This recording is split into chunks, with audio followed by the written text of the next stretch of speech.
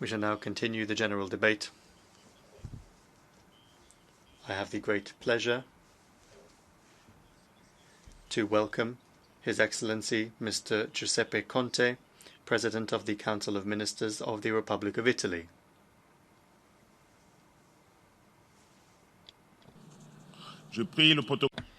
I request protocol to escort His Excellency.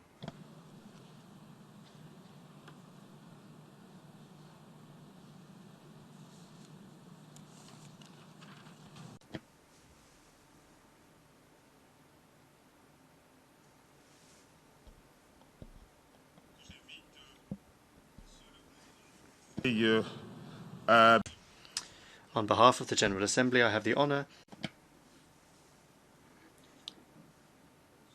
Mr. President, dear colleagues, delegates, ladies and gentlemen, the ministerial week places us before a major challenge to believe and to invest in multilateralism and in the irreplaceable role of the UN. A few months ago, the Secretary General used an expression, "a world of trouble," to describe the breadth and complexity of the challenges before us. Climate change, armed conflicts, human rights, inequalities, and trade disputes. Our debate has themes of great breadth: the fight against poverty, quality education as a source of personal and social opportunity, and action on the protection of the environment.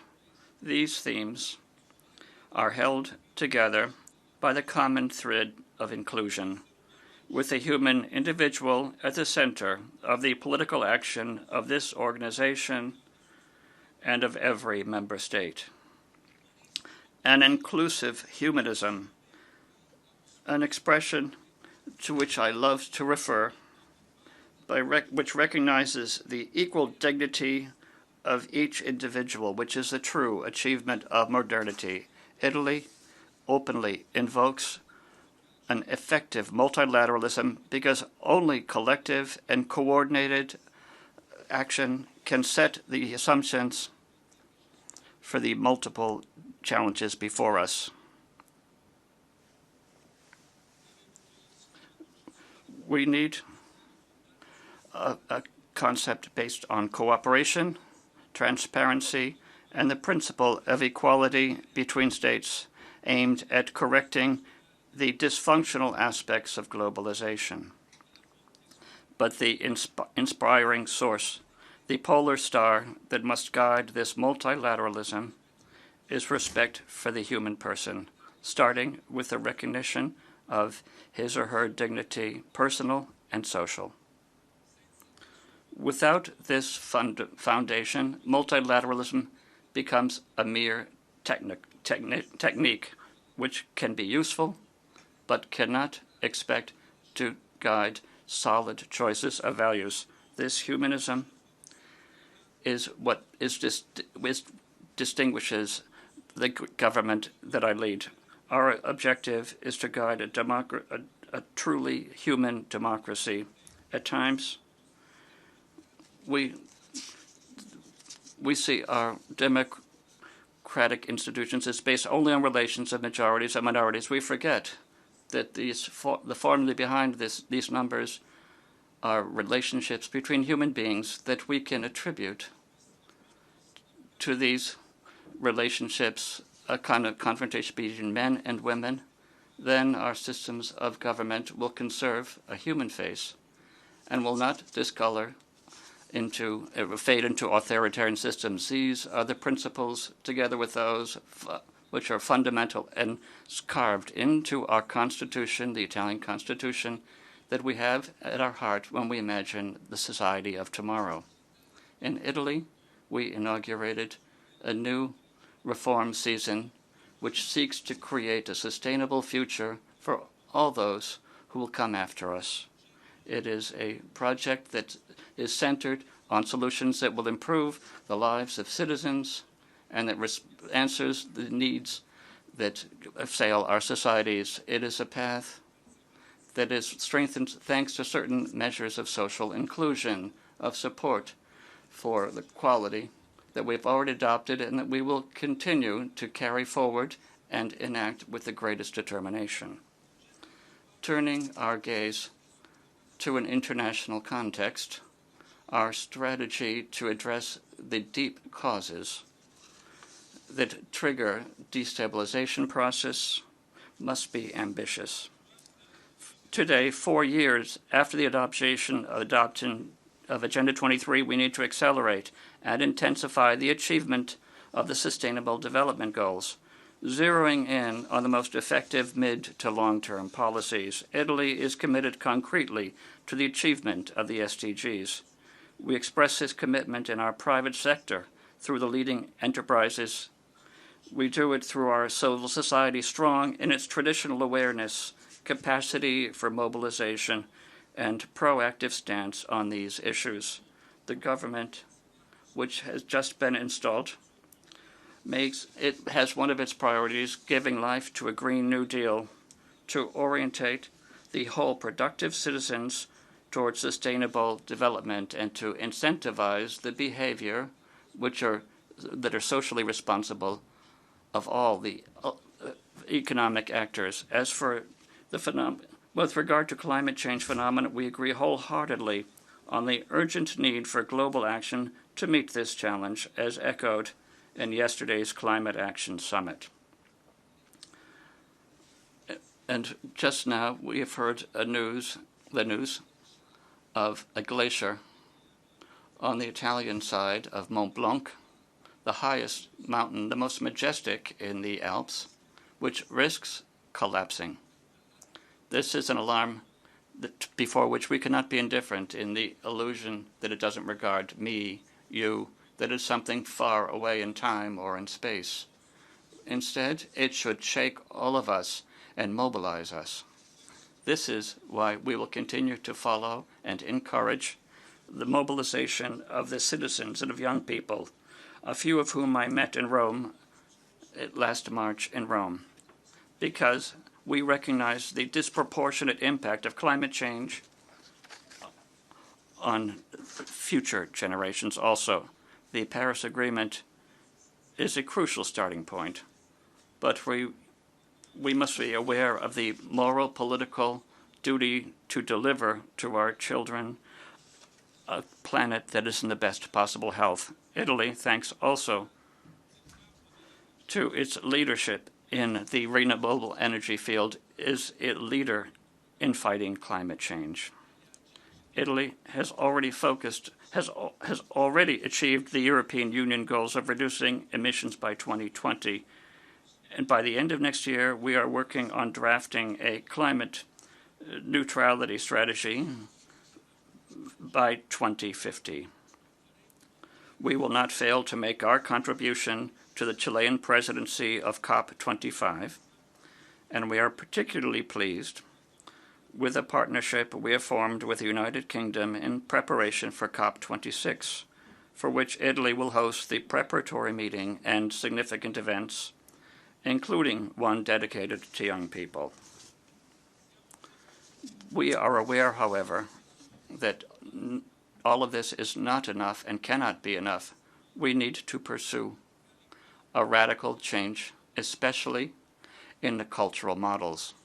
This is why we wish to insert the protection of the environment and of biodiversity and sustainable development directly among the fundamental principles of the Italian Constitution. I am speaking of the foundation of our social pact, plating there a new concept, the relationships between us and the planet, between us and the future generations. It means abandoning the logic of ownership, which leads us to believe that we exclusively own this, when instead we have received in guardianship in order to entrust it to the generations to come. The other great challenge that is testing the international community's ability to react and its solidarity is the unprecedented level of migration today. With respect for national sovereignty, this phenomenon demands burden and responsibility sharing among all countries, whether countries of origin, of transit, or of destination. An objective that we are approaching that will become concrete in these days through an automatic mechanism of redistribution of migrants to the various European countries. We are objectively close to a turning point, to the transition to an emergency phase, to a structural one based upon partnership among states. Migration, we all know, has deep causes that make it necessary to have immediate actions and together with mid to long-term vision. These must all work on uprooting these deep causes. At the same time, we cannot be too flexible in building a system of rigorous and effective repatriation of illegal immigrants. Italy has never failed to do its part.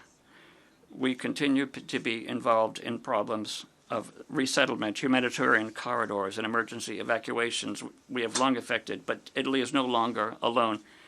Europe finally has the occasion to do its part without further urging.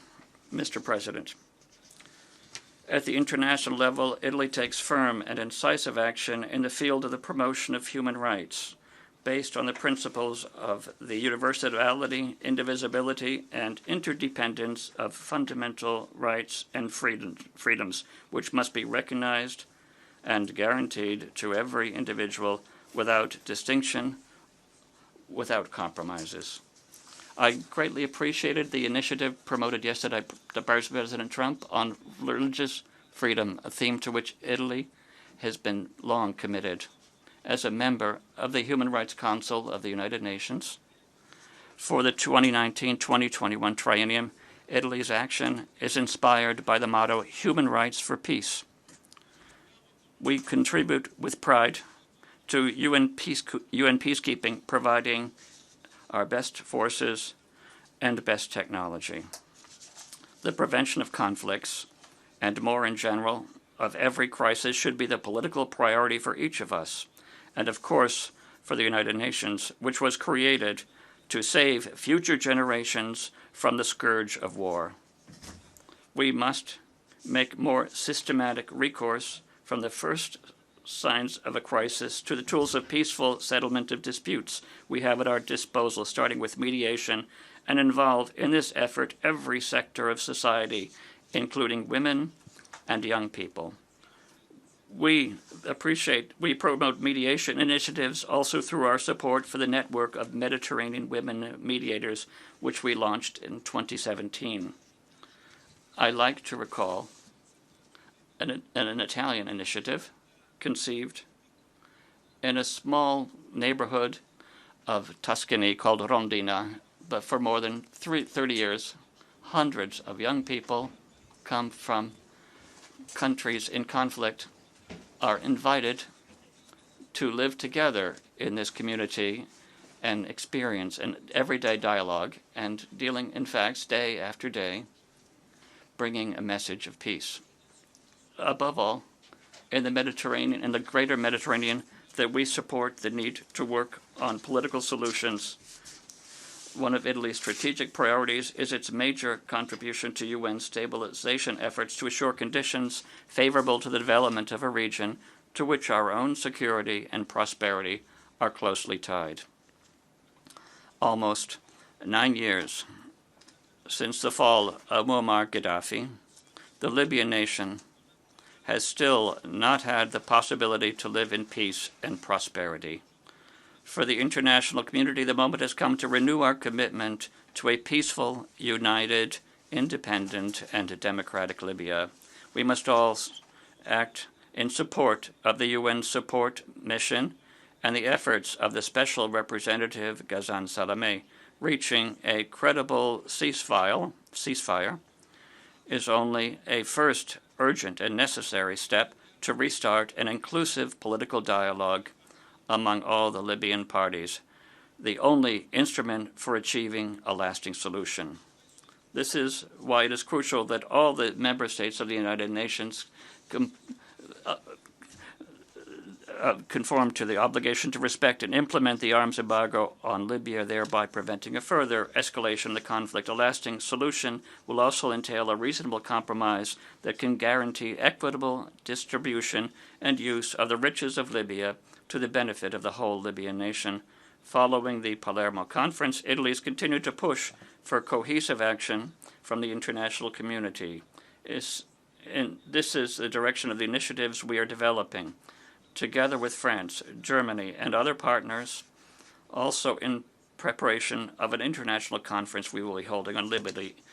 I wish to express Italy's appreciation for the work done in Libya by all the branches of the United Nations, and in particular by the organizations that work to assist vulnerable migrants and refugees. Nevertheless, on the basis of our knowledge on the ground, I hope they will have a greater and more incisive presence. Mr. President, Italy is aware of the challenges also on the African continent. We wish to play a high-profile role on the bilateral level. This is also why the many visits I've made to Africa in recent months confirm our attention to this part of the world, with which we intend to further to foster a greater involvement of the European Union, aware of the importance of a coordinated action between Europe and Africa. We would like to create a new partnership based upon equality. We have a pilot project to promote the socio-economic development of the country, which will involve different European countries and an excellent Italian agency in the energy sector. The Mediterranean vocation of Italy entails, obviously, a strong commitment to address the crisis in the Sahel. At the same time, we cannot forget the strategic importance of the Horn of Africa. We have a new process of change that we must support. It is very important to remark on the reconciliation between Ethiopia and Eritrea and the promising birth of a transitional government with civilian leadership in Sudan. As a founding member of the European Union and NATO, and Italy is following with concern the gradually splintering of the instruments that for decades have contributed to strategic stability in Europe and in the world. We have had various successes, but we must also continue in the fight against terrorism, and with respect for a constitution and the other opinions, adopting all the instruments necessary to prevent the spread of hatred, also through words, which is not word, are lost in the general din. They have a weight, and a great weight. Italy also intends to relaunch national and European action in the Western Balkans, consistent with the traditional role played in favor of the stabilization of the region.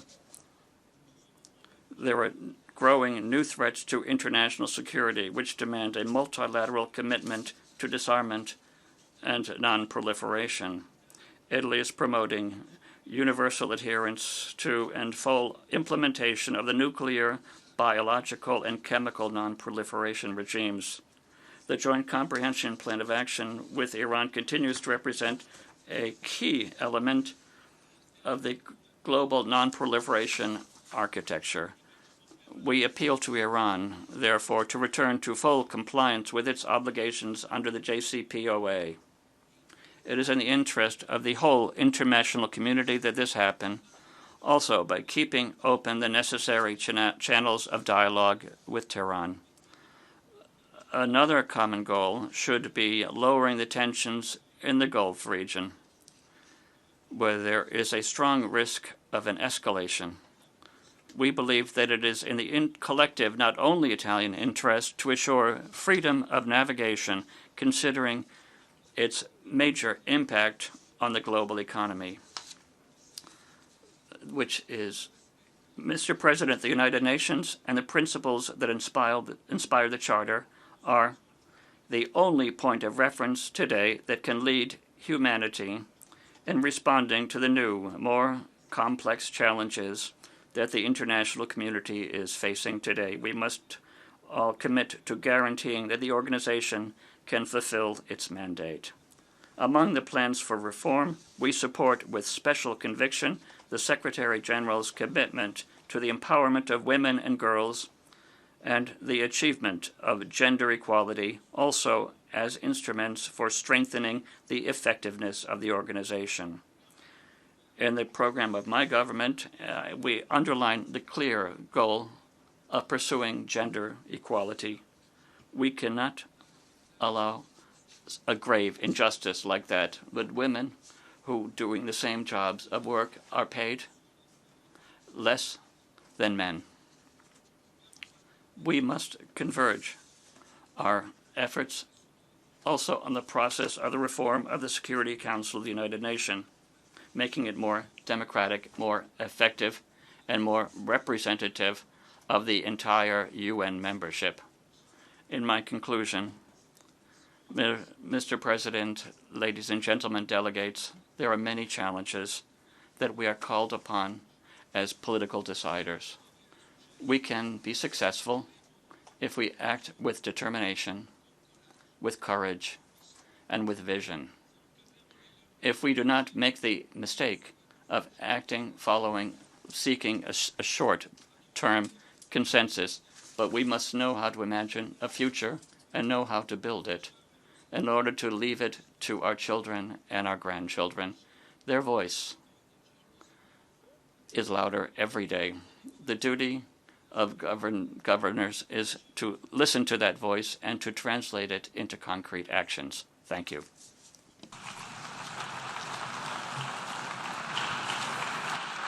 Au nom de l'Assemblée.